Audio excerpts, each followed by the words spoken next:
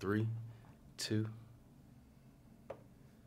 Yo, what's up? We out here yet again. It's the Buff Missionary back in the building with another episode of Go the Mission, Season 3, Episode 2. We are live, and I have a very special guest with me today. But before we jump into it, I want to let you know this podcast is available wherever you listen to podcasts, and follow the Buff Missionary on YouTube to see the video edition of the podcast as well. Spotify, Apple, wherever you go. We there. We out here. So we going to get it, and we hope that you join us. Like, subscribe, and share. Let somebody else know about these stories. We're trying to get these stories out there to the public. We want to emphasize mission mentality, service, and doing whatever we can to make the world around us a better place. That's what it's all about. But without further ado, Isaac Soli, welcome to the podcast, my guy. Thank you for having me. Yo, we out here, and he's got a story to tell. I'm going to let him get right into it. But just to give you a little bit of context, we've worked together here for the past couple of years. I'm a dean. He is a resident assistant advisor. Yes, sir. Yes, sir. And he's handling his business, man. This is one of the guys that we really look up to in the building, that a lot of guys in the building look up to as well. He's getting it done, leading the charge, leading the way. And definitely an inspiration, man. I tell you, I was so excited when he said that he was going to go be a missionary, and I'm getting ahead of myself. So anyways, Isaac, once again, I'm glad you're here. I'm looking forward to this conversation. We've had a lot of late nights talking about this stuff, and we may not get into all of those details here this afternoon, but we're going to let the people know a little bit about you, your story, and just the awesome experience that you have and you want to share. So before we jump in, first question I want to ask you is, how do you define mission and service? Man, that's a really good question. Mission and service to me is not necessarily something that you have to go out and do. It's usually a need that whether it is in any community in which you can help out and assist their needs. And usually when I think of service and mission, I usually associate it with something that is selfless, something in which you are able to contribute to a greater power, a greater purpose, and which benefits everybody else outside of yourself. Mm-hmm. I like it. I'm telling you, every time I ask a question, there's a different spin on it every single time, man. But that's, man, and here's the thing. Every response I get, I can't say that they're wrong. I like them all. I like it all. It's just adding and adding. And I keep saying this, been saying this since season 1. But one of these days, I'm going to go and compile everyone's definition and put it all into like a super definition. Just so we can hear. I feel like that'd be really cool. We'll get there one day. But with that as a background, Isaac, why don't you tell us a little bit about yourself, your background, where you come from, so our listeners can get a better idea of who you are. Yeah, man, of course. My name is Isaac Soli, 21 years old. I am from San Diego, California. That's where I am. West Coast boy, born and raised. My background is Samoan and a little bit of Chinese in there. So a really interesting fusion there. Yeah. But, grew up in Southern California, born and raised. Beautiful weather. Can't really say that about here right now out of Michigan. A little cold. Not used to this at all. Definitely out in the mission field, that weather felt a lot more normal. Mm-hmm. Nice and humid near the ocean. So the ocean, bro. Missed it, loved it. It's such a far cry when we look out and see these seas of snow. Seas of snow. That's not going to stick. But anyways, yo, man, I actually did not know when you dropped Chinese in there. I didn't know that. Dude. Yeah. Tell us a little bit about that. Yeah, so my family, it's on my mom's side. And so my dad's parents are full Samoan, but my mom's mom, so my grandma, she was adopted in Samoa, but she is half Chinese and half Samoan. And so she met my grandpa, and then they had my mom and 3 siblings. And so my mom is a quarter Chinese, and I am an eighth Chinese. Wow. Yeah. That's so cool, man. The things you learn, I'm telling you. But man, it's like there's so much out there, so much difference of culture to see and experience, and you're living that already. I had no idea, bro. That's Yeah. amazing. That's amazing. Yeah, it was really interesting because I just had a conversation with my mom not too long ago, and we were talking about the fact that we have like a little bit of Chinese tied into us, and she was asking me like, do you ever like claim or like explicitly tell people that you're Chinese? And I always thought that was a really interesting thing because growing up in like a Pacific Islander home, it's never really something that like came up. So you're always like, yeah, I'm Samoan, I'm Polynesian, but it's definitely something that I put it in perspective, something to be proud of, to like, because that's a part of me. Yeah. So definitely embracing it is something that's new to me. Yo, that's what I'm talking about, man. I'm happy to hear that. I'm sure, like, even as I hear you talk about that, there's like so many connections to missions. You already know. You already know, man. So I believe that will come back. I believe that will come back around. But man, talking about your family here and you talking about that, talk to us a little bit about like where the interest for missions come from. How did you decide? What worked up to get you to take advantage of the opportunity? Yeah, man. Interesting for sure. Because missions wasn't it wasn't something that was necessarily in my head at all, but it was definitely something that it was encouraged by my parents early on. They converted to Adventism when I was at a pretty young age, and as my parents grew in the faith, they found it very important as something a part of our core values was to give back to the community. And they wanted to encourage me that at least one of my years that I go through school, since it's like there's already a program going through the university and everything, that I should take advantage of either like a short-term mission trip or like a long-term mission trip. I'm just getting into that realm. And so, yeah, like I can't really pinpoint where it started, but definitely going through my core values with my parents. It was something that we established before I headed out. I was a little bit more independent, especially in college. And like number one is God, right? And then number two is family. Number three is education. And then the fourth one is where it kind of came and tied in is giving back to your community. And so whether that is like making your family proud, whether that is giving back to the culture that poured into you, or just like going out and serving, right? And then fifth is like taking care of yourself. So like self-care is something that's pretty important. And so that fourth one was a little bit something that I guess was like in the back of my mind when you actually brought up the idea to me. Oh. Yeah, so I remember I was here my sophomore year about 2 years ago, and you came back with a strong conviction is what I'd call it. Yeah. That's probably putting it lightly. Yeah. That's definitely an understatement for sure. But just your love for like another culture that you're able to serve in, especially for 5 years. It was something that you always talked about. You were like about it. And so it was something that definitely piqued my interest because it was something that my parents talked about. And so, yeah, I wasn't one of the first. I was actually one of the later entries throughout the year. I remember, I want to say about December or January was when I was a little bit more serious about it. I went to Tila. I was like, hey, like, I'm not really sure about this, but it's something I definitely want to explore. And so I got the paperwork, and then, man, it took me about like another month and a half to actually do that paperwork. I'm not going to lie to you. But you got it done. Yeah, but we got it done.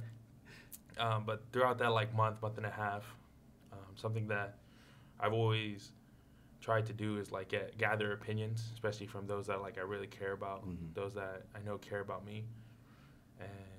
And so I called a couple people, and I was like, hey, this is like something that I want to do, but it's also like I don't want to just go into this without taking into account like all my options. Like I want to process this in the right manner. And so a couple of those things, right, is like the reality of it is that you're taking a year in another, whether it's domestic or it's international, you're taking a year out of college, out of the education space, and you're gathering like life skills, practical skills. Mm-hmm. You're not so much in a classroom, sitting down and like listening to lectures. Mm-hmm. You're more just like going out and doing. And so with that is naturally some things that you miss out on, right? And that was something that I personally had a concern about. I was worried about just like the social pressures of like, oh, like it seems minute, but like graduating not with my class anymore, you know, or like being a little bit older than everyone when I graduate. But then another thing for me is like what comes with my core values is like family. Family's a really big thing. Mm-hmm. And so for me, family, we do everything together. We like go to church together. We go to games together, whether it's like younger brothers games, older brothers games, like families. We all just like go and just like presence, right? Presence is such a huge thing for us, and being with one another. And knowing that if I took this year off, especially internationally, I would be physically separated from my family. And so those are one of the things that I definitely struggled with the most, kind of like coming to terms with and really being sure with like, if this is something that I want to do, this is something that I really have to be okay with and come to terms with. Like if I'm going to be gone, I have to be okay with I'm missing out on these things. And like I said, like going back to the point of like presence and like doing everything with my family, right, comes with like FOMO, like the fear of missing out. Because like I said, we do everything together. So the little things was definitely something that I was worried about. But I had those close family members, close friends, who were able to like help me work through that. And then, yeah, signed those papers officially. Got that process started and never looked back. Hey, let's go. Yo, man, you're one of the people that, man, when I think about Isaac Soli, I think about the concept of family. Like I think you're one of the people I know that talk about that, and you, like, if you were saying I'm about missions, you're about family. You know what I'm saying? You're about missions too now. Appreciate that. But it's like, man, it's a part of who you are, and that's very evident. And I love that. Kind of a little contrast. I didn't grow up necessarily that way. It was different. And even now, still to a degree, to spare you a lot of the details, because we're not telling my story out here. But it's like there's always kind of this disconnect. I know they got my back. And I know they got love for me. I got love for them. But there's always like, it's just different. And maybe it's a cultural thing too. But that to me is the thing that piques my interest, especially hearing that your family had converted to Adventism. Now, I know that family and culture being so strong out there in the islands, I was very curious, how did that play into, you'd mentioned like that fourth point and even the fifth point of the cultural impact, giving back to your community. Was it like an alignment of this is who we already are and then add that to the Adventist component, or was it more one or the other, or? Yeah. I like your I like how you bring up like a cultural thing, because it's for sure a cultural thing, especially with like the Polynesians. I think if you come into contact with a lot of Polynesians, you'll come to find out that like they thrive, and they really, something that I feel like Polynesians do the best is create community and maintain community. There's like these tight pockets of like just islanders that just love and like pour into each other, and it's like unconditional, right? And there's this saying in a lot of Polynesian cultures, and it's the idea of it takes a village to raise a child, right? And it doesn't matter necessarily like if you're like blood related or not, just the idea that if we share the same culture, like we're gonna take care of each other. Wow. Right? Like just call somebody up, even if it's like I said, like not blood, but you know someone who knows someone. Like, yeah, man, come in the house, like stay, like we'll feed you.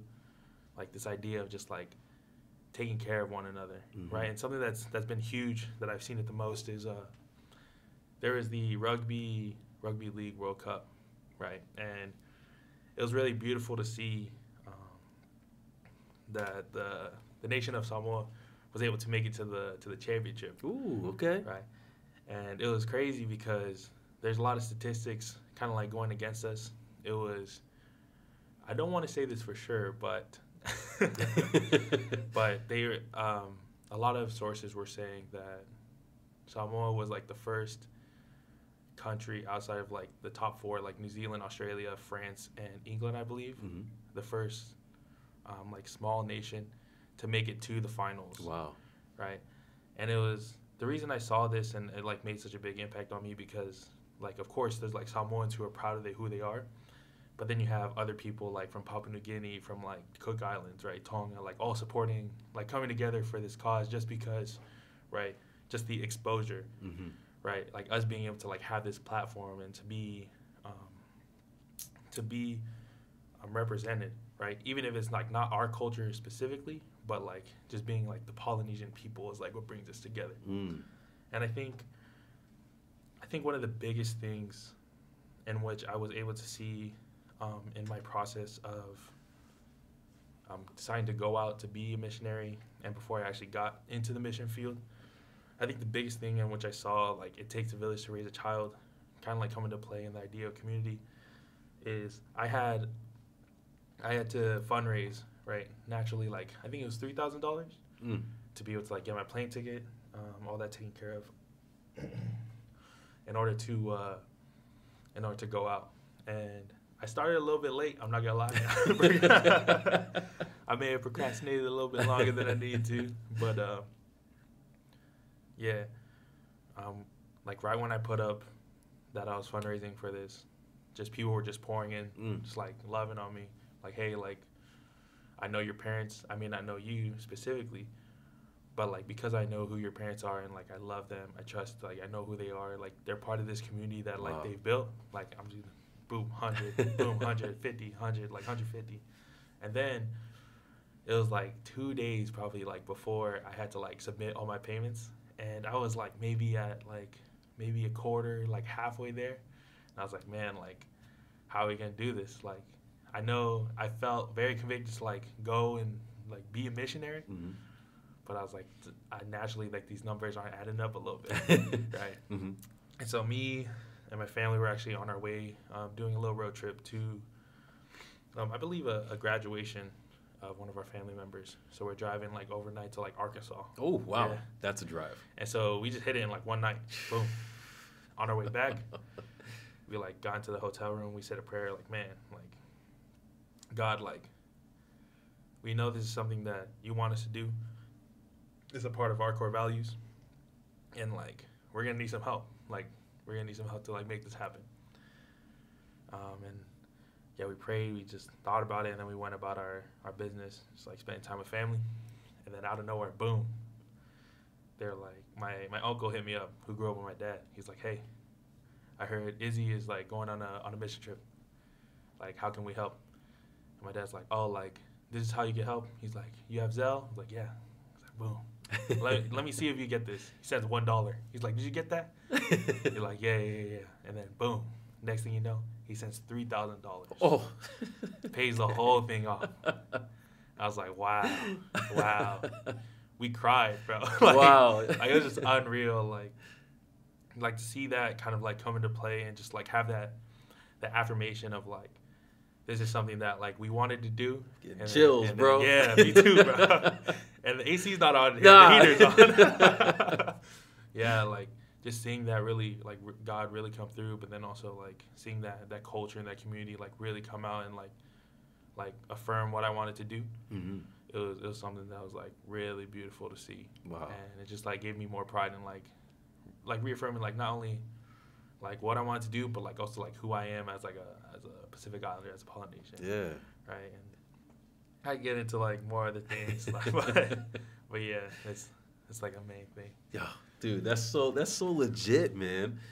Now having that kind of a strong like root system within you, and even kind of seeing your family having that mission mentality for you, how do you take that? How do you carry that into the mission field? How did it support you out there and motivate you out there? I I think just knowing that like I have so many people behind me supporting me is what just kept me going each day. Like I would just wake up, right? There's like I would have this thing above my little like mirror area when I was out in the mission field. There was a couple like sticky notes that I like taped to like my mirror, and there are a couple of goals that like I wanted to make sure that I was taking care of each day, like being mindful that like when I wake up in the morning, these are like the 5 things that I want to make sure that I'm like consciously making an effort to work towards. And one of those main things that was up there and something that I still try to do is like just make my family proud. And whether it's like in the little things or just like in the big things, right? And I wear this sweater a lot. It's definitely my favorite sweater. It says represent the 2%, right? And it's like it's a little logo on the front and then a bigger logo on the back. And like the story behind that all is like in the general conference in like the North American division, the amount of like Polynesian population that make up like Adventism inside Adventism, the population is like close to like less than 2%. Wow. Right. So we're actually like less than 2% that make up the population of like the world church, but we just rounded up to like make it look nicer, you know what I mean? Dang, but, imagine that. But like that idea of like hey, like look, like there's this big group of people, right? And we're glad to be a part of this big group, but then also like we want to make sure that we have adequate representation within this group. And so we're making strides to really like make ourselves known, but then also like provide resources for other Polynesian communities that maybe don't feel like they're heard, but like also using this as a platform, as a resource center in order to like speak out for those people, right? And making sure that we're giving people community that they could belong to, and then also like maintaining that community. Wow. Yeah. Dude, that's so legit, man. That's so legit. And I know we've kind of been talking around it so far, but where did you end up going? I went to Majuro, which is in the Marshall Islands. Okay. And I'll be honest with you, I had no idea where that was. I'd never heard about it before I went. I was actually applying to a couple other places, and it kind of worked out that I ended up going there. And yeah, it's a very tiny like atoll in the Pacific Ocean. We Yeah. promise it is on the map. Yeah, it's there. It's there. You just gotta like look it up. Oh man, talk to us about like the people there, the culture there. What was that like? Man, I love those people. They got my heart for sure. Yeah, they're a lot of people I know that I went with got a little bit of a culture shock when we first like arrived, and it was a really interesting process because like it was COVID, right? Yes. And so the thing about Majuro specifically, like the Marshall Islands, is they didn't have one case of COVID ever on their island. Wow. Right when they found out COVID was a thing, boom, they shut down. No flights for like 6 months, 7 months. And so for us to even like get into the island at first was like definitely a God thing. Because you had people, you had government officials who didn't make it in certain groups because we were placing those planes to make it to the island, right? And y'all like, had preference. Yeah. Shout out to my boy Enoch, Principal Enoch, and my boy Eli. He works in the government. Those two were the ones who definitely hooked it up. Enoch was he was a vice principal at the time, working in the admin, and he's principal now. And he would go to the government, send them emails like, "Hey, we need this. We need these group of people to like come into here, and like we need them to be teachers." And then we had Eli, who worked within the government, the Ministry of Health, like accountant or whatever, and he was able to like put those papers on the table, like, "Hey, like pay attention to these papers right here, like these are important." And so yeah, going back to the point, like it wasn't an easy process, and once we got into those groups, the crazy part of it was, right, I get that. Just to stitch the story a little bit together, right? It's about like mid-June.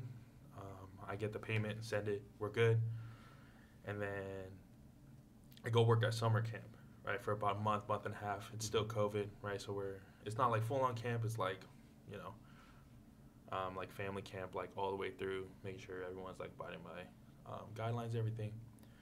I finish camp, and then boom, like I get a call, like, hey, we need you to fly out tomorrow, get your stuff packed for 10 months worth of mission work, and then boom, you're on the plane, you're good. But the thing is, right, you gotta quarantine for 2 weeks in Hawaii, in a hotel, with a beautiful view of Hawaii, let alone, right? And you can't go out your room. You're gonna have to take a couple COVID tests while you're in the room, make sure you don't contract COVID or nothing. Then we're gonna have you mask up, wear some face masks, wear some gloves, bag up all your stuff, make sure nothing's contaminated. Send you 2 more weeks to an outer island, a military base that the Americans had because they occupy the Marshall Islands a little bit. And you're gonna stay 2 more weeks there. We're gonna do some more COVID tests. You're gonna be wearing gloves, mask, face shield, all that stuff. And then when you get there, when you get off the plane, then you can take off all the masks, all the gloves.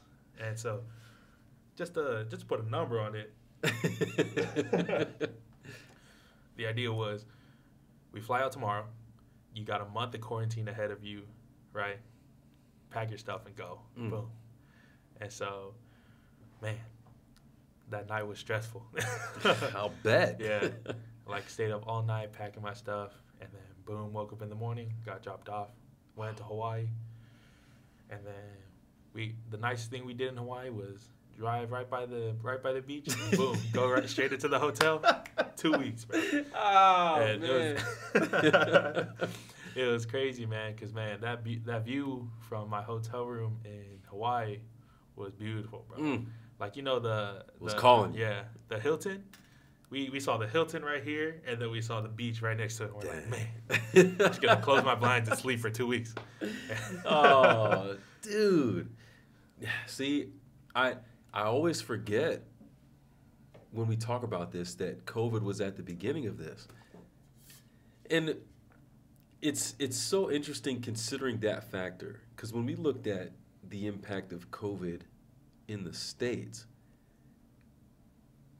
in comparison to other countries, it seemed like here there was much more of a selfish approach to it in terms of what I have the right to do, what I'm going to do. And whenever you heard people talking about those things, it never had, you never heard anyone say, yeah, I'm going to try to do what I can for that person. It was always, I'm going to do this because it's my right. Now, you take kind of and we agree, America is a very selfish culture. I know I live here, I'm an American, but I'm saying that, and you listening, don't get all you know it's true, okay? You know it's true. But the reason I'm saying that is because it makes it even more impressive to me that the experience that you detailed of going through the process of doing the fundraising and talking to those people you cared about, all that's happening during COVID. Yeah. And yet this communal aspect of who you are and your family and even the other missionaries that went and did this with you, there was something stronger. Imagine that. Something stronger than COVID that was still motivating you to go and serve. In the midst of a society that was approaching this thing very selfishly, there was still that motive. That to me is incredible. Because if you had, I don't know what I would do, man. A month of quarantine? Bruh. Dude, that's being dedicated to something. And it's impressive to see, and it's impressive to recall now. Like, that's no joke, man. That's not what you signed up for. Definitely not. Definitely not. Man. So you finally make it there to Majuro. Yes, sir. And talk to us a little bit about your job description, the kind of, at least how it started. Yeah, so it's crazy, right? So I was in quarantine in one of the territories where they had the military base, and I get a call like, hey, I know we asked you to be the computer teacher, but how would you feel about being the 5th grade teacher? I was like, man, like, whatever you need me to do, like, as long as I just get there, I'll do whatever you guys need me to do. Let's go. I was like, boom. I get the call next day. Oh, never mind. We're not gonna put you as a 5th grade teacher. we'll keep you as a computer teacher. And I was like, okay. So I get there. Oh man, and just like a shout out to these kids. Like the reception that we got when we got there was crazy, man. I wish I was able to like find these videos, but I can't find them for the life of me. But we get picked up from the airport. Boom, they take us straight to school. And we're like, oh, cool. Like, we're going to, like, look around our classroom a little bit, look around the school. They're all going to be in class. Like, we're not going to bother them. We'll start maybe next week. Maybe, you know, maybe they'll give us a little time to, like, acclimate a little bit of training. Yeah, you know. And that was another thing, right? Usually, the GMM is able to hold, because before COVID, right, everyone's able to go to Hawaii. Right. And then they spread out from there. Mm-hmm. They do their training in Hawaii. Then, boom, people go to Saipan, Guam, Yap, like Majuro, Corsarai, like boom, and then like everyone dispersed from there. It's like a beautiful thing. But because of COVID, we weren't able to do that. Dang. And so the most training that we got was like maybe through like a WhatsApp call. I've never used WhatsApp before in my life, bro. Before this experience, but yeah, like we got in there, boom, we drive to the school. It looks like a ghost town. We're like, where is everybody, right? Principal's like, oh, like everybody come this way, right? It's like their gym. It's like brick, everything. And we walk. They open the door. Boom, all the kids, right? Like 450 of them, 500 of them, just screaming at the top of their lungs, like just so excited, right? And if I'm not mistaken, DeLap is the biggest school in Micronesia, right? Yeah. And so it was really, man, what's the word? I don't know, but I'm getting chills right now thinking about it, but I've never felt so appreciated in my life to kind of like be able to just stand there and like all these kids are just cheering, right? And to like put it into perspective, right? I'm thinking that I'm going there to like serve them, right? And like the first experience I have, they're already like pouring into me. Let's right? go. It's crazy. It's crazy because, yeah, man, like we walk in, they're like singing. They don't know who we are. They've never seen us before in their lives. They only heard our names, right? And they're just like going crazy. Just because you're there. Yeah, just because they're there. And to put it into perspective, like it was because they were closed for about a year and a half, they had to function the whole school with about, I want to say, less than 10 teachers. And so you had like 400 some students? Yeah, 400 some students. And so you had people in the administration just having to bounce back and forth, like, boom, I'm going to walk in this class, teach you a quick lesson, give you a worksheet to work on, boom, bump to another class, and I'm teaching you guys while these dudes are working on worksheets. And then I'm going to give you a worksheet, go back to that class, give them another lesson, worksheet, hit another class. So you have them bouncing around like 3 different grades, like not getting as much attention as they probably would need, right? Like more one-on-one time, like tutoring, all that other stuff. But, man, my heart definitely goes out to those teachers who held it down for us before we got there. Man. Because they were doing that for about a year. That's crazy, bro. Bouncing between because each class was like about 30 kids. So you're bouncing in between 90 kids within like an hour. And then you got like an 8-hour day. And it's all different grade levels. So like I know that lesson plan go crazy, bro. Because you could be bouncing from like first grade all the way to like juniors in high school, back down to like 7th grade. You just like the spectrum is so big. But then like the first graders need more attention than like the 11th graders. And then like the 7th graders have questions, but they can't ask because nobody's there. Yeah. Right. And so, wow. Just to put that into perspective, that was like another reason these kids were just so happy to see us. Yeah. Right. They're like, yes, we finally we get people who can like dedicate their time to us and like really teach us and like pour into us. That's, oh my goodness, that's so powerful. And even listening to what you'd said earlier about your friends Enoch and Eli, like this to me, I'm getting goosebumps. You can see it. I don't know if you can see it on the video, but Isaac can see it. Like, this to me is why these stories absolutely need to be told. This is why I want to go into these mission fields and talk to Eli and talk to Enoch and talk to those kids. Because we here, generally, we don't appreciate or understand the need as much as we could. Like, the fact that you have people in influential positions in government that are like, hey, you need to look at this. We need this. The fact that you have people who are in government who are willing to say, oh, the teachers are here, let them go. That's freaking amazing, dude. Yeah. And like the fact that you have teachers who are bouncing around, taking time and getting burned out, teaching so many young people, and the young people who know, like, we're doing what we have to do because it's the only option we have. But that kind of liberating feeling and expression that you got to feel when your group showed up there, it's almost like a war has been won. Yeah. But the war was just beginning. Yeah. We'll get there. Yeah. But definitely want to shout out those guys because, like, man, I know standing up for us probably could have put Eli's job on the line, right? And I know not to get like into the politics of everything, but like I know Enoch, he really went to war for us. Like before, I think what was beautiful to see is like Enoch's dedication not only to us, but then also like to God. Because like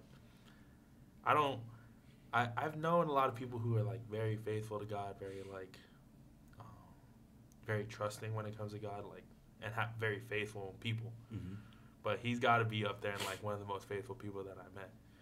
He, us leading up to like the school year before, right? They had a meeting with the people in charge, like, hey, like, we don't have enough people. We're gonna need to like get some more people, and like I don't know how we're gonna do this, but this is something that we should definitely prioritize, like getting people out here to teach. Mm-hmm.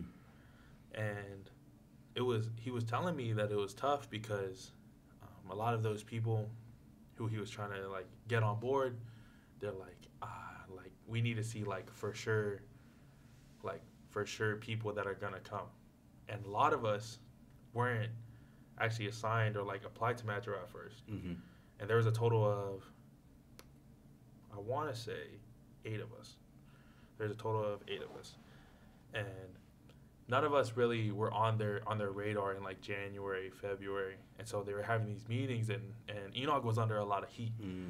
They were not really enjoying what he had to say, but something that he said and still holds true even now is that God will provide. He said, I don't know how, like I don't know what God has planned for us. He's like, but God will provide these teachers for us. Wow. Right. And there's a couple people who didn't agree with him, right? They're a little bit mad about that. They're like, no, we kind of need to see results right now, because especially if we're planning for next year, right? Mm-hmm.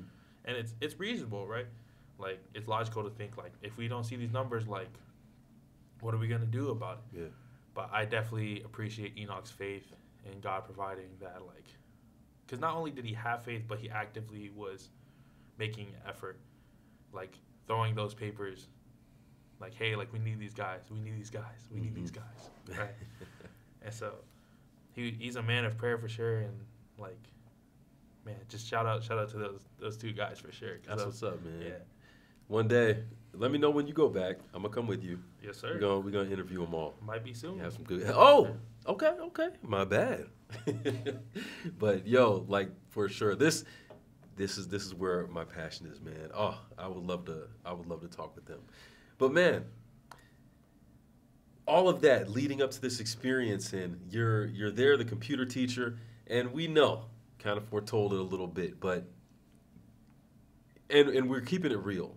I want to emphasize that we are all for missions, but we're not trying to sell you some kind of pipe dream. We know it's out there in the islands. It's not a fairy tale, right?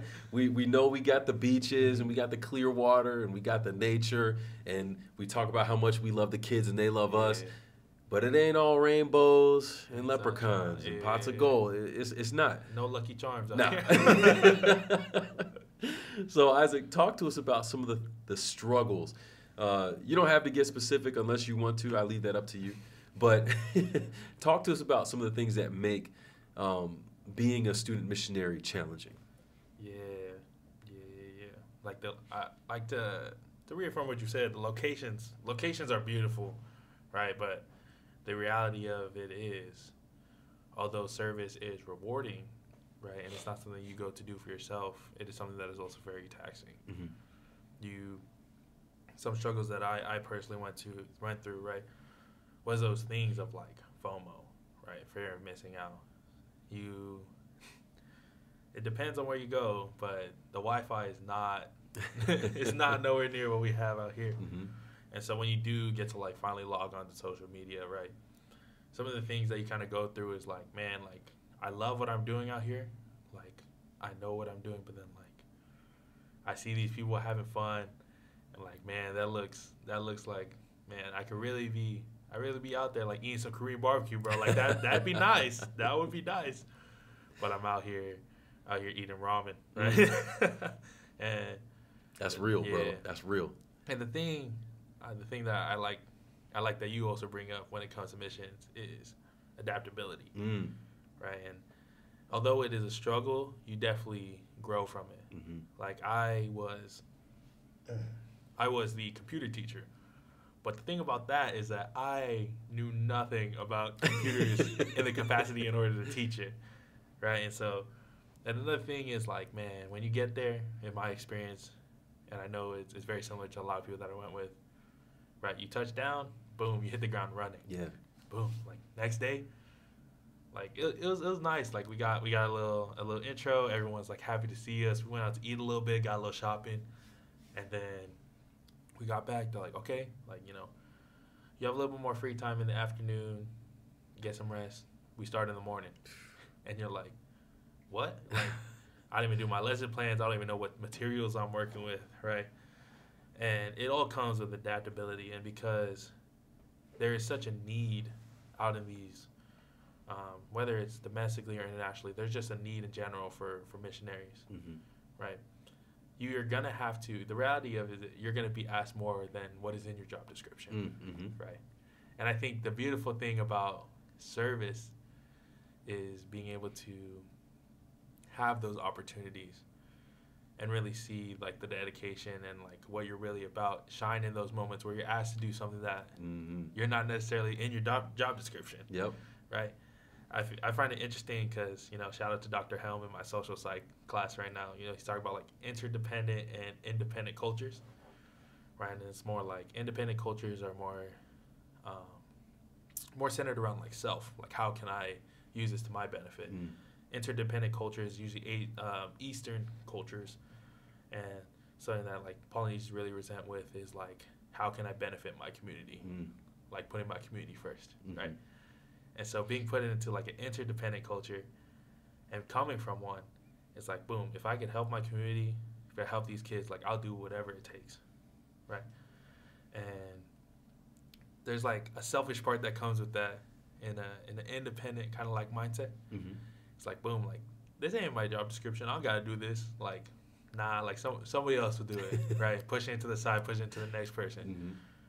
But the beautiful thing in service is like really buckling down and being like, I know this isn't in my job description, but let me take care of this for like those people that I am influencing, I'm affecting, right? Because it's bigger than myself. Yes. And so not only was I a computer teacher, I was one of the head teachers, which comes with like making decisions on behalf of, specifically because I was for junior high.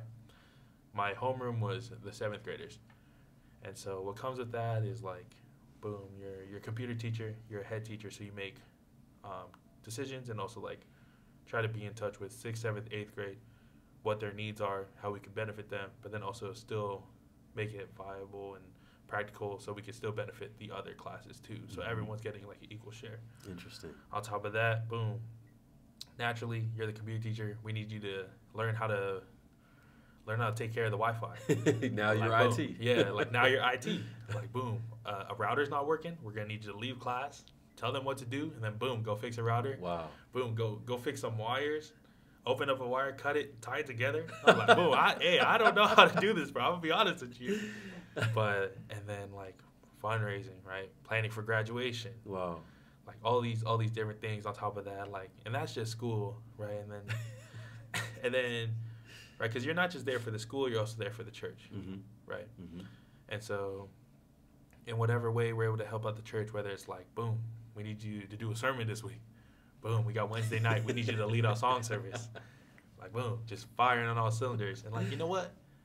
We don't got a lot of people who know how to coach. So, like, boom, we should put you in as a coach, too. Say you're wearing, like, just all these different hats. And it's like, and the reality of it is it's tiring, right?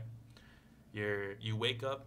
Well, I'll take you through, like, a typical day for me and how it kind of, like, worked out. Sure. And so, right, we wake up, 7:30 in the morning is when worship starts. Oh, man. And if we want to take a shower before that, we got housemates, we got roommates, all. So we got to, like, make sure that, like, we being conscious of everyone, you know. And so I would wake up around, like, 7, right? Take a cold shower because they ain't got no warm showers out there. No. So they got a whole year of just cold showers. Man, wake up, boom, get ready for the day. You know, try to do something productive, get my mind going. 7:30, worship, boom. Have worship 30 minutes, boom. 8 o'clock, we got flag raising, right? We got to sing the national anthem, raise the flag. And if your class is in charge, they got to sing the national anthem. You got to do morning announcements. Man. Yeah, as a head teacher, right, that naturally, like, some of the responsibilities are pushed your way if somebody isn't present. So they're like, hey, like, you know, our principal is, so we had 2 campuses, right? We had the Delap campus, which was on one side of the island, and an hour and a half drive away is Laura. And so our principal would have to drive in between the two, but he would leave at like 5 in the morning to make sure he'd be there for the morning and then drive back and be here for us in the afternoon. And so it was crazy because, like, man, imagine waking up in the morning at 5, driving an hour and a half, boom, being there all morning. Not only you're an administrator, but you're also teaching classes, boom, drive all the way back. And so they're like, hey, you're a head teacher, make some announcements. I'm like, boom, oh, well, I don't really know what's on the calendar for today, but, you know, lunch is this time, recess this time, something like that, you know, make sure to call your parents and pick you up, like something like that. Boom, we got classes from like 8 to 12. Boom, we got lunch 12 to 1, and then we got afternoon classes like 1, 3:30. When it comes to like 3:30, boom, you got grading. Yeah, right. You got grading, School ain't done. grading and lesson plan. Like school session is done, but like the after, what you gotta do after is usually like That's like most the of real the work. Yeah. Yeah. You're like, okay, 10 out of 10, check. 7 out of 10. Oh. And you lesson planning, you grading, right? And then on top of this, you got to remember, like, man, I look, you got to eat. Right? Yeah. So, like, if I want to make some food, I got to go home, or I got to, like, because you live on campus. I got to walk over, make some lunch, walk back, teach my afternoon classes. Boom, after afternoon classes, we grading for, like, 2.5 hours. If you're like Garrett, who teaching math, you graded till like midnight, bro. Like I can't. My heart goes out to Garrett. Sir. Because like we don't be grading in the same room. We're like, oh, we done. We go to the store. Like we go do something fun, and Garrett's like, man, I got like 6 more grades. Yeah. So the beautiful thing about like computers, it's like a lot of it is like on the computers. True. But another downfall of it was that I was teaching computers for kindergarten through 12th grade. Oh. And so, you got different lesson plans because you got kindergartners who they're still learning English, right? Because they don't speak English at home. They're speaking Marshallese, the native language. And then you got to, like, help them understand basic letters that come with keyboards, right? Wow. And then let alone, like, they don't really interact with technology too much at home because they're more just like, man, go outside and play. Like, right. You know. Why would we stay in on a phone? We got the ocean like right on our doorstep. Hey, what are we talking about? Yeah. And learning to kind of like navigate that was something that like took time at first. Like the first month was brutal. Definitely stayed in there with Garrett for a long time because I was still trying to figure out my lesson plans and stuff like that. Then after that, right, you try to have dinner around like 6 to 8, somewhere around there. Then boom. If it's Wednesday, we got Wednesday night prayer meeting, 8. And then, I don't know what it is, but like, oh man, those are some long services. Yeah. Some long prayer meetings. Nothing wrong with prayer meetings. I love prayer meetings, but like, do we really gotta be we really gotta be in here for 2 hours, man. Like, that island time backfired on us out there. And so we in there for 2 hours. Boom, it's like 10. Like, man, did I finish my grading? That's a long day. Yeah, and then you're like, okay, maybe I can go to sleep. Then you're like, man, I'm actually kind of hungry, so man, I'm gonna go eat. And so just kind of like work through those things, right? And after that, it gets draining, it gets tiring. Mm-hmm. Even after like 2 weeks of that, man, I was true. like, it just stacks and stacks and stacks. You're looking at your alarm, you're like, man, dude, is this really something that I want to do, right? And man, it's like the process and to get there and just like being there always for me outweighed like the idea of like going back home. Wow. It was always like, man, like it's powerful. There was so much that took for me to get here, and I feel like it'd just be outright disrespectful for me to just quit right now, right? And so it's something beautiful that my great grandmother always talked about, and it was the idea of, she said, give all or don't give at all. Oh, right. And it's that beautiful saying that like, say that one again for us. Give all or don't give at all. That's deep, bro. That's deep, right? Right. And it doesn't sound like much at first, but man, just like kind of getting into that, diving into it more, like, man, like if I'm not committed, like why am I here in the first place? What's the you know? point? Yeah. And especially like just realigning, having those 5 things that like I want to accomplish for the day was like really reaffirming to see in the morning, like, boom, like this is my purpose, and today I'm going to strive to to complete and to honor that purpose, right? And it's not those things that like once you do it once, like it's done, right? It's something you work toward each and every day. Like I can make my family proud one day, but if I don't keep this up, I won't make them proud the next day. Yeah. Right? And it's not that they don't love me, right? It's nothing to do with that, but it's like, boom, I love them, and this is how I want to show them that I love them, is by making them proud. That's deep. You know what I mean? That's so deep, man. Wow. So the challenge, and this is like a recurring theme, this adaptability that's so necessary. And it is true, we get so comfortable with the way that it's the comfort zone. We get so accustomed to our flow and the expectations within our flow here that it can be very, very easy and yet very mundane to go through that on a day-to-day basis and not even know where the time goes. But out there, you're being pushed and molded and bent in ways to do things that are not within that normal flow. And you develop that skill of adaptability. I really believe it's not just like an adjective, but it is a skill. It's something that you can improve and get better at. And man, I think it's so valuable for life. But going through all of that and making your way back here, what were some of the things you enjoyed the most about we'll start there. What are some of the things you enjoyed the most of your experience there? Man, I got mad love for the people out there.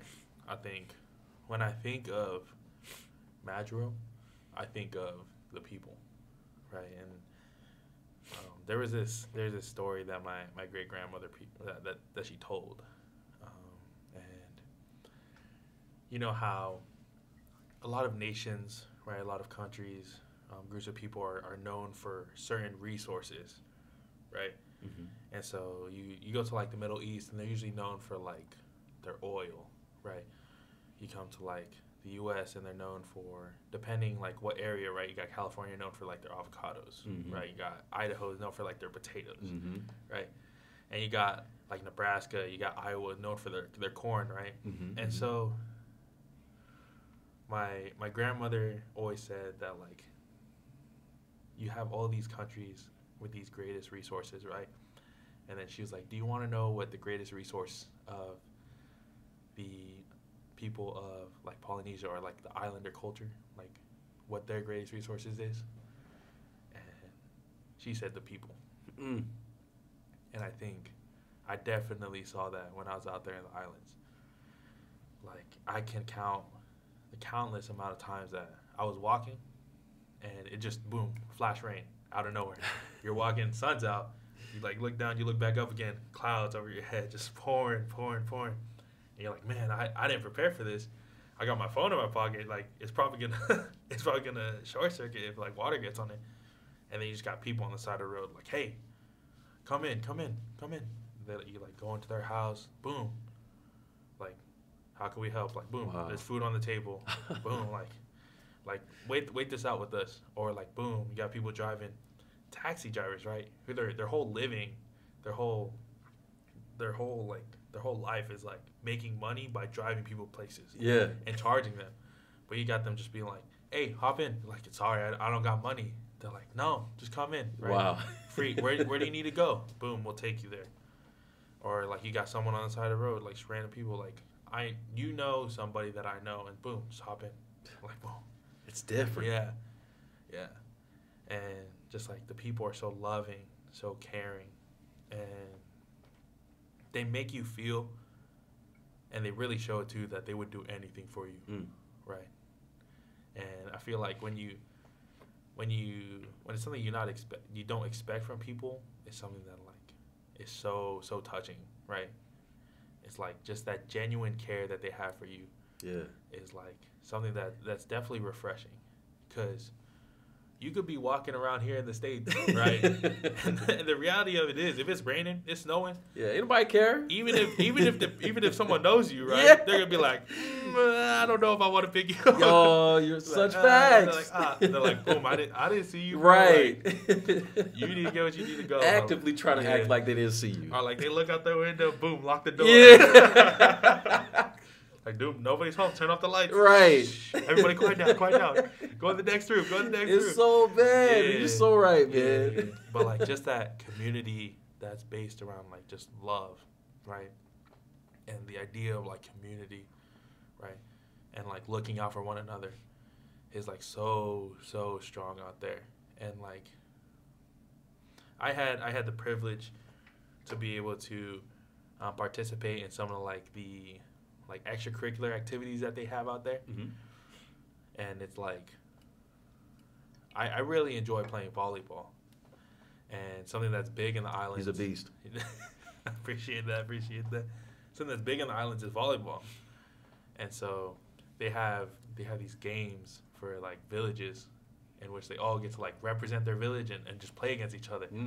Right? And you really see like, you'll see kind of like people throughout the day, like boom, like walking on the side of the road, like, you know, but like the houses are kind of spread out, and it's like there's literally one road that goes through the whole island. You look to the left, you're standing in the middle of the road, you got the ocean, and you look to the right, and you got the lagoon, and you can see like the other side of the island over there, okay. right? And it's just like one strip, and you're like, when you look at it, you're like, there can't be this many people really that like occupy this island or populate this island. But those games, man, you had people. Like you're wondering like where these dudes come from, bro. Like where are these dudes sleeping at? Like how we have like close to like 500-600 people coming to like a game for like just to build community, right? And just cheer. Like you got businesses that will close, stores that will close just because of a game. Wow. Right? Just because they want to go support and be out there. And man, I felt a lot of love from those people. Like, so I have a tattoo, a tribal tattoo, that is representative of my culture. Mm-hmm. And so I was one of the few, like, I would say one of 3 or 4 like Samoans on the island. Okay. And so I played one game for them, but then like after that, people were just like, oh, you're that guy. You're like with the tattoo. Hey, you play volleyball, right? And like just the love that I was able to receive from those people, like, hey man, like, you know, try this from our store. Like I saw you playing and like I really appreciate what you're doing. Like, man, try this try this drink that we created, or like this soup, this food, right? And I'm just like walking down, and people are like waving to me. I've never seen them before, but like I guess they see me, but like just that love that like just embraces you, right? And like never lets go. It like just sticks with you. Yeah. You know? Yeah. It's such a beautiful thing of those people. And like those kids, man, you see it in those kids, man. Like they get adjusted to you a little too quick, right? Like first day they're a little quiet, the next day they're man, they feel like they're right at home. Right. Right. They've already It's amazing. Like yeah, we're kind of see how you're gonna act, but like boom, you're your family, right? And man, miss those kids a lot, but they really embrace those people who come in to serve, and they definitely look up to you as like someone who like they feel like they could gather information that could help them to like progress in life. And I think one of the unfortunate things that kind of come with like being on an island, right, although it's a beautiful thing, is that sometimes you're so engulfed in like everything that happens on the island that you don't think that there's anything past it, right? And so that's kind of like where the idea of like giving back to the community for me ties into like giving back, right, and going out. It's like you come from such a small island, right? You come from the idea of like the 2%, right? And you're going out. You have these people who are proud of you. They're sending you out into a place that they're not able to go, but they're able to send you to go. And what you could do is you can make them proud. You could create a platform to them, but then come back and like pour into them and give them what you learned. Yes. Right. Whether it's resources, knowledge, right, money, right. Because they sent you out there, and the idea of like giving back to community is like honoring them by giving back to them. Yes, I like that. And so, I really love those kids. Like I can't say that enough. Like, man, they're so eager to learn, and they just want to. Like, although sometimes academically they may not show it, right? They honestly just want to do better. They want to grow, right? And they show it in little ways, right? Some people it's not in the classroom, right? But they'll just stick around a little longer outside your classroom, or like sit by you, not to do homework, but they just need company sometimes. Yeah. You know, because sometimes home life isn't that great, but you're someone that they look up to, and so like that power and that influence that you're able to have, right, is something that's valuable. Yeah. Because you're in a sense, right, you're pouring into these kids, and they're growing up. And they'll remember these experiences for the rest of their life. And I had this, I heard this quote once. I forgot who or where, but it was talking about the idea of a mosaic, right? And it was talking about that, like where we are if we reflect on who we are, where we've been, where we're going to be in the future, right? We're all a mosaic of the people that we have come into contact with. The good, the bad, and the ugly, right? And so the beautiful thing about a mosaic, right, is that when you look at it up close, right, there might be like one of those pieces, right, that are like jagged, right, a little rough on the edges, right? But when you start to put together like all these people that have like come to like influence them, right, you're able to like look at that person and just like see the beauty and the art of like all those people who've like poured into them and like kind of like make them into the person that they are. And so like having that idea in mind and being able to like man, like I'm proud that I'm able to like be a part of their story, be a part of their mosaic, if you will. Yeah. Right. And making that conscious decision to be like, man, I want to be someone that they look up to, right? I want to be someone that they're happy to have like interacted with and come into contact with. Yes. And try to like be like me and like the positive characteristics, right? Because nobody's perfect, right? But like be able to like take the positive things that they see and like implement that into their lives. Yeah. Right. And I think that's such a beautiful thing that they were so open to, and they were so quick to. And yeah, man, just to circle back around to the question, it was a little bit of a longer winded It's all answer, good, but, man. The people it was the greatest thing that I experienced out there. That's awesome, man. Dude. And I can tell the passion that you have for them just in the way that you talk about them. And I love that. And I'm right there with you. You already know. Now, we've talked about some of the challenges and some of the high points. I know that within all of that, there's a few themes that have come through, be it community and adaptability and being something for someone else that they may not have. How how did you see those things benefit you coming back? Mm-hmm. Yeah, just I think the main thing was being able to realize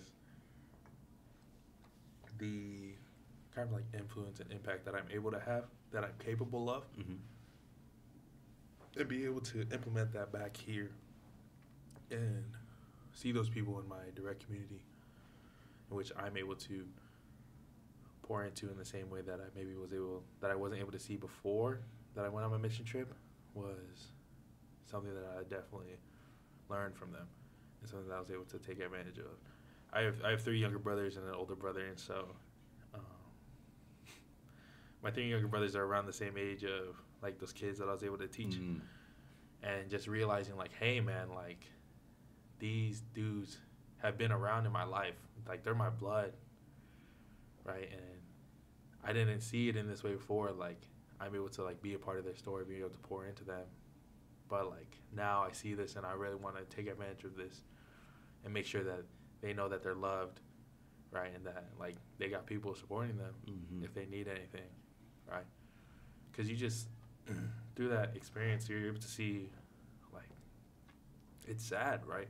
You see kids who come from broken homes, not in the best situations, right? And you kind of are able to see how that affects them in the classroom, or how that affects them in extracurricular activities like sports are like an outlet for them, and it's something that they need, right? Sometimes they stay so long after schools because they don't want to go home. That's true. Right? It's a sad reality of that. And so realizing that, like, man, this thing, it starts at home. Like, it starts at home because who they are outside of home is just a byproduct of, like, the foundation that's set at home. And so if I could promote love, like loyalty, right, and all these things, all these positive traits to them while they're at home, they're able to exude that when they're outside. And they're able to show people that, you know. And so being able to, like I said, like receive that community from those kids, from those people that I was there with, right, be able to like come back home and be like, hey, like this is something I really want to be intentional about. Yeah. And then when they go out, they're able to provide community for other people, be that safe space. It's a beautiful thing. And I've talked with so many people about this, but the reality of it is, like, when you go to serve, right, you think that you're going to pour into these kids and you're going to, like, dedicate your service to these kids. But when you come back, you realize that these kids gave you more than you could ever give them. Facts. Right? And it creates this hunger, this drive in you, right? And you're like, man, like, I really want to, like, I didn't go and do this because I wanted to receive anything. But the fact that I'm feeling this, right, this feeling, this appreciation, this motivation, this drive of like, man, I feel so loved. Like you want to share with other people. Yeah. Right? And I think it's beautiful what you're doing here because like we're able to share that love, right, with other people and encourage them to seek out those things in their communities, whether it's internationally, whether it's domestic. And I feel like I touched a little bit about this in my definition. But the reality of it is that like community or service in the mission field is not something that you have to go out and look for in like vast like third world countries. It's something that's in your doorstep. Yeah. Like, just sitting there, bro. If you just like go out and really like look and like ask, people will tell you like the needs of the community, right? Whether it's like, you know, food banks in the area, right? Homeless shelters, right? It's something that we may not pay attention to, but it's definitely a need that's in our community, right? And service doesn't have to be something that's like huge, like a 10-month mission trip, right? It could be just something that we dedicate to ourselves or to others on a daily basis, right? And like, man, like, boom, I want to make sure that someone feels loved today, right? Whether it's like a little note, right? A little text, a little phone call, right? That can be service. Yes. Service is whatever you try to make it out to be. I think that's a beautiful thing about it. I love where you're going with this because this to me is how it all comes full circle. When we start kind of on this end, and it's different for everyone, but generally speaking, at least here in the American culture, we kind of see how it is. And we see how society gears us towards thinking a certain way with ourselves at the forefront. It's unnatural or abnormal for us culturally or societally to put others above ourselves or to see how we can be a benefit to them as opposed to, or rather than ourselves.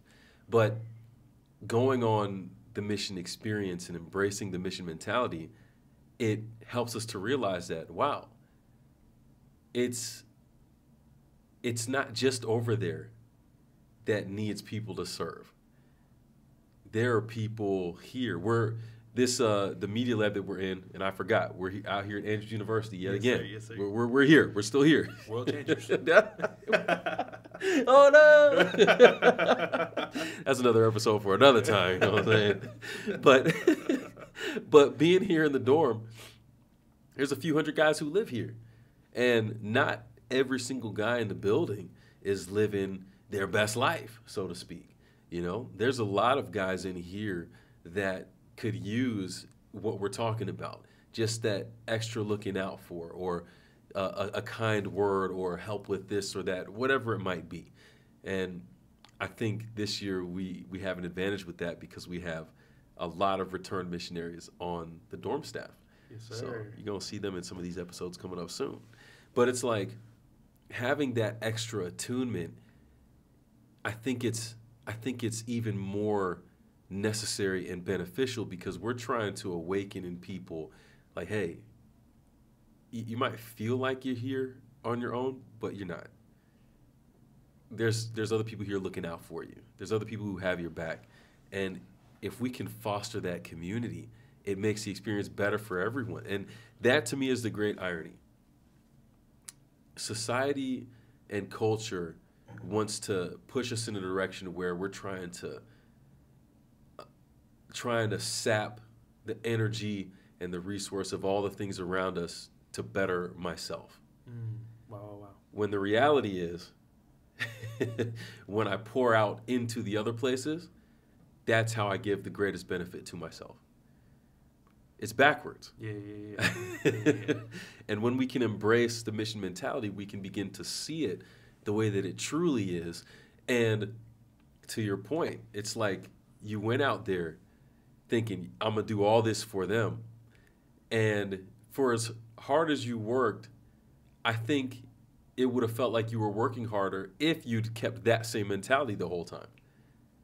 It almost gets to a point where it doesn't feel like work. You're tired for sure. Yeah. You feel it, but it doesn't feel like work because they're pouring so much into you. Yeah. And that hunger, you mentioned it, it makes you want to go out and give more, as opposed to feeling like that to me is the best kind of return. That's where it's like, oh man, that's where it's like firing at the highest of cylinders, where you're able to give. And this is the exact same way I describe it with Palau. I wanted to try to outgive them, and I couldn't. That's facts. That's facts, bro. And because of everything they gave me, I was like, oh man, they got me again. I have to give more. I have to give more. And it kept showing me that there was another level to what I could give beyond what I thought I was capable of giving before.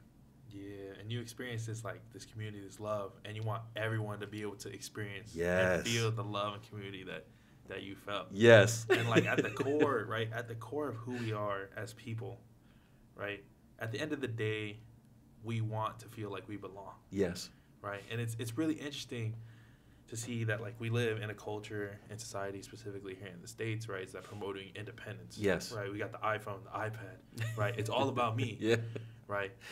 But at the end of the day, we want community. We strive and long for community, right? Yes. We want to belong. That's it right there. And so you just got these two like really strong values and these like feelings just clashing at one another. Yeah. Right. But it like once you get a taste of community, because there is a community for everyone out there. Mm-hmm. It's just a matter of like finding that community and being able to foster that in a healthy way. Yeah. And then give that community to other people. Absolutely, man. That's such fire, bro.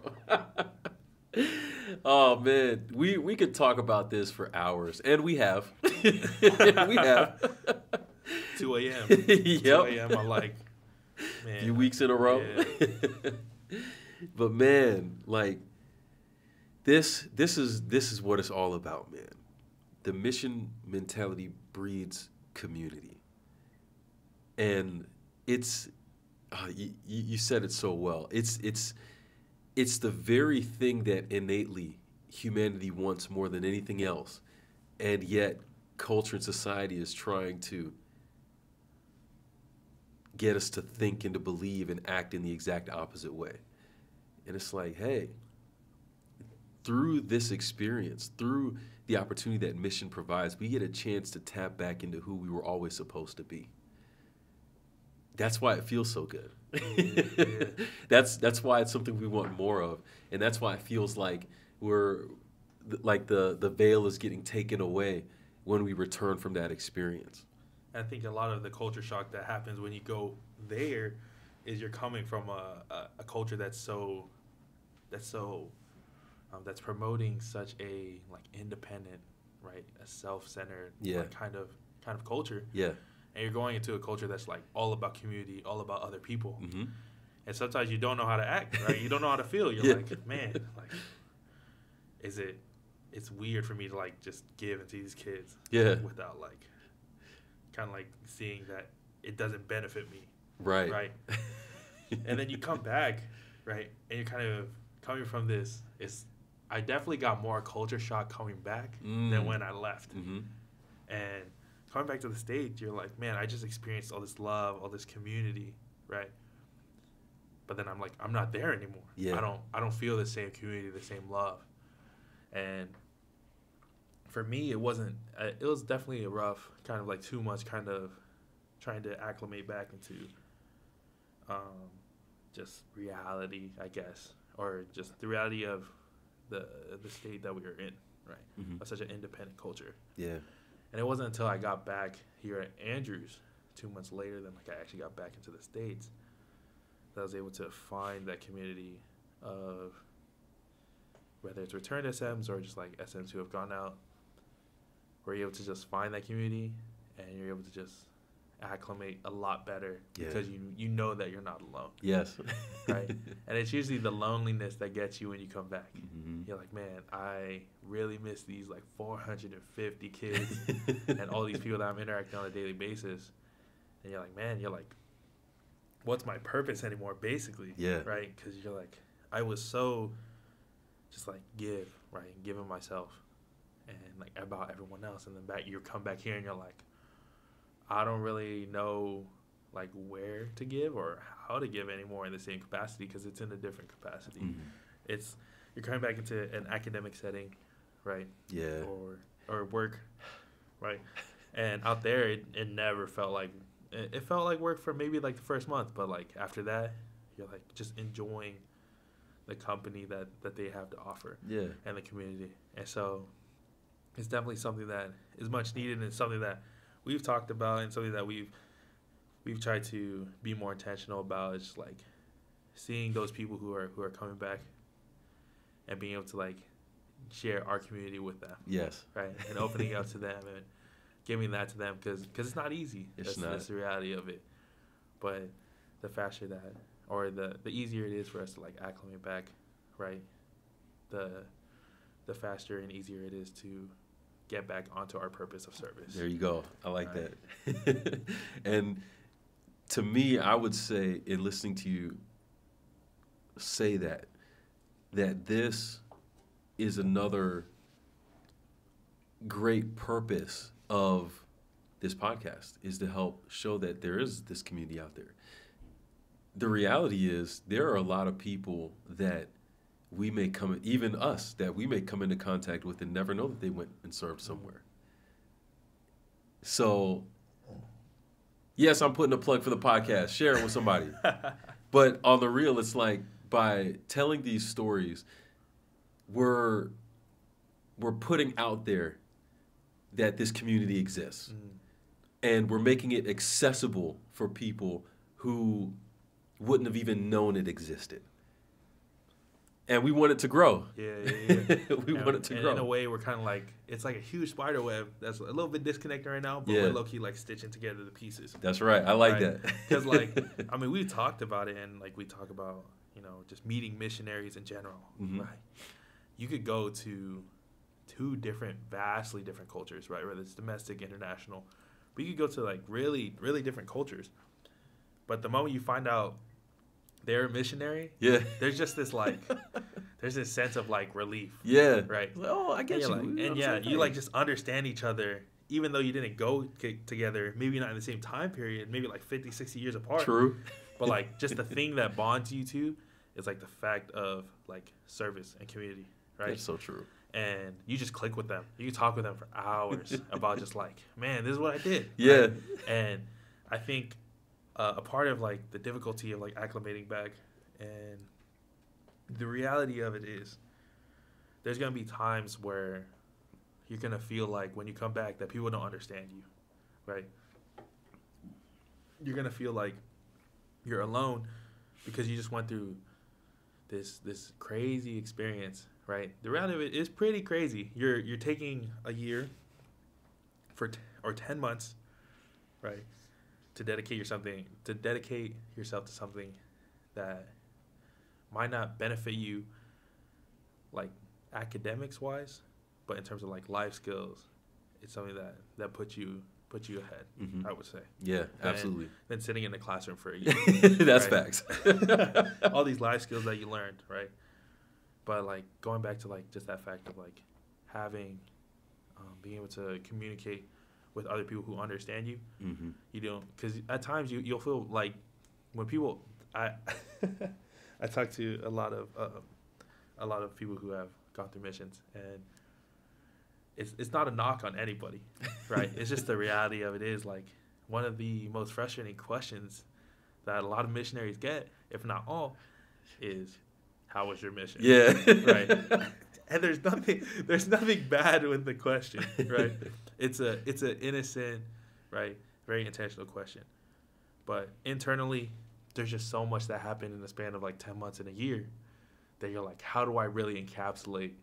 I can't encapsulate really in like a sentence, in a paragraph, like what I really went through in that whole year. Yeah. Right. And so, man. And that's the version that they want when they ask the question. Not 90% of the time. Yeah. They want the Cliff Notes version. Yeah. And it's hard to do that. Because a lot of time it's like in passing. Right. It's like, oh, like, I know you were on a mission. Like, how was it? And you're like, it was good. Yeah. Like, and not that it wasn't good, but it's like I have such a fire, such a love in my heart for missions that like I don't think I could really, I can't give it justice. I can't adequately describe this in just like 5 minutes. Right. And that's what the purpose of our talks were. Every time we go out with the guys and just talk about missions, right? We're out there from like 10 p.m. to 2 a.m. and we're just getting started, right? And then we do this just like weeks in a row, and like we're still barely like diving into like how our mission really was. Yeah. Right. And so for us to be able to kind of like answer that for someone is really difficult, right? It's one of the things that a lot of missionaries struggle with when they first come back, is that question, like, how was your mission? But there's nothing more liberating when you get that question in a different light, when someone's sitting down and they say, tell me about your mission. Yes. Right? It's just that, it's like a breath of fresh air. You're just like, everything's like, no expectations are out the window, and you're just able to just like word vomit. We can talk. Let's the go. good, the bad, the ugly, you know, because it's not like we said, it's not no Lucky Charms, it's not no leprechauns and rainbows, you know, and pots of gold. Yeah. Right. But yeah, it's definitely a beautiful thing once you're able to find that community and share the community with other people. That's what I'm talking about, bro. Yo, as we get close to wrapping this episode up, I have just a couple more questions for you. I want to know what would you say to encourage listeners who are thinking about serving, or maybe who have never even considered it before? Man, that's a good question. I definitely think about that a lot. You come back with such a fire and a love for missions that you want everyone to at least experience it a little bit. Yeah. Yeah. And so my advice, personally, right, it's something that you don't have to necessarily just like, boom, all in, 10 months, let me go, right? It's something that you could ease into. And we have great opportunities. Plug in Tila right now in CFE, right? Yep. We got these like 2 week mission. Yeah, we got 2 week mission trips, right? We have some coming up too. Yeah, we got the one in Honduras coming up. I believe it's for Christmas break. Yeah. If you want to really see what that is about, if it's something that you're interested in, I would encourage you to definitely take advantage of those small ones, right? Those 2 weeks. Mm-hmm. And then if you really enjoy it, right, I would have conversations with those that are close to you, right? Get their perspective, right? But then at the end of the day, you're the one who has to make the decisions. It's true. Because you're the one who's going to be out there. Yep. Right? I know there's some stories of people who sometimes, like, there's people around them who don't really support them. They're like, hey, I don't know if this is a really good idea, right? But then there's other people who are like, yeah, this is a really good idea, right? And so just I would say finding a balance of, I would say talk to at least 3 people that you really trust, right? That you know for a fact have your best interest in mind. That's key. Rather than, like, how it affects them. True. Because you will have friends. The reality of it is you have friends who are going to miss you, right? And the idea of maybe losing out on having you around for a year is not something that's comfortable for them. But then it's also like, you know, it's something that you have to come to terms with and make sure that they're really for you. They got you like that. Mm-hmm. And so making sure you have those conversations with people, making sure you dip your feet in it a little bit, right? Because if not, it might hit you like a truck if you just go out there and but I'm not saying it can't be done, but it's definitely a little bit of an easier kind of easier way to like ease into it. Yeah, I hear you saying, just act with intention. Yeah. Give all or don't give at all. Hey. Oh, wow. I like that, dude. Oh, I like that. Yes, sir. Yes, sir. And the last question I have for you here is, I know that you'd mentioned not being able to find the videos of when you first got there, but there are some videos that you do have and that you've posted. So if people want to be able to get a visual on some of your experience, where can they find that? So, yeah, man, you know, you could find me on YouTube. I was able to put up a couple vlogs about, I think, for 3 or 4.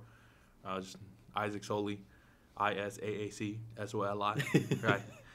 Like and subscribe. There you go. There you go. There you go. Appreciate the plug. Of course. I definitely wish I was able to post more, but unfortunately, you know, I lost some of the footage halfway through the year. But I definitely want to make a recap soon. And really put that up there. It's probably going to be a long video, but... Let's get it, man. It's still in the works. Coming soon. Hey. Turn on the post notifications. That's right. Hit the bell. Yes, sir. Yes, sir. So, yo, for real, go subscribe. YouTube, find Isaac Soli on YouTube. Like and subscribe there. Check out the videos he's got, and you'll be able to get even more of his story there as he works on these videos coming through in the future. Yes, sir. Yes, sir. Yo, Isaac, thank you so much again for being willing to be on the pod. This, like, I'm getting goosebumps again. It brings so much joy to my soul to be able to have these conversations and to let your story get out there even more, man. Because we just trying to encourage and inspire people out here. Like, this is something it's worth it. It's really worth it. I can't say that enough. And we want you to be able to tap into your natural desire to experience community. And you can do that through service. Yes, sir. Yes, you sir. can do it through service. I think the best way to do it is through service. So with that said, as always, it's the Buff Missionary. This is Go the Mission. Like, subscribe, and share. You know what it is. You know how we roll.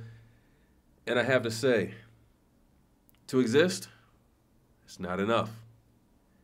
We out here to be out here. That's crazy. That's crazy. That's a bar right there. It's a bar. Don't just linger. Don't just linger. Give back to your community. My man, that's what I'm talking about. Make sure that your presence has purpose. Make sure that it does. So until next time, Peace. We out. Peace. Let's go. Let's go. That was dope, bro. I love it. Man, I love it.